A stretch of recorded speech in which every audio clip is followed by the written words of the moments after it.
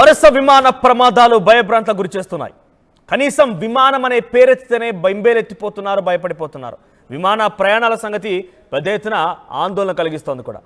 ఒక్కోసారి అయితే ఒక్కో ప్రమాదం ఒక్కో తీరుగా ఉంది. పెద్ద ఎత్తున అక్కడ మరణాలు కూడా సంభవిస్తూ ఉన్నాయి. తాజాగా లండన్లో ఒక విమాన ప్రమాదం చోటు చేసుకుంది. సౌత్ ఎండ్ ఎయిర్పోర్ట్లో విమానం కుప్పకూలిపోయింది. విమానంలో 15 మంది స్పాట్లో మరణించారు.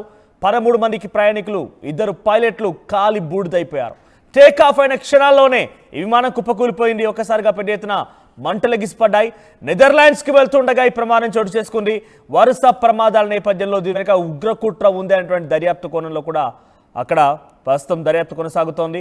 సో ప్రజెంట్ అయితే సౌత్ ఎండ్ నెదర్లాండ్స్కి వెళ్ళేటువంటి సౌత్ ఎండ్ B200 విమానం అది ఒక చిన్న విమానంగా తెలుస్తోంది. 12 మీటర్స్ అంటే 12 మీటర్ల పొడవు గల ఆ విమానం. మీరు చూస్తున్నారు కదా లెఫ్ట్ సైడ్లో PHZAZ అనేటువంటి ఆ విమానమే ఇప్పుడు కుప్పకూలిపోయింది.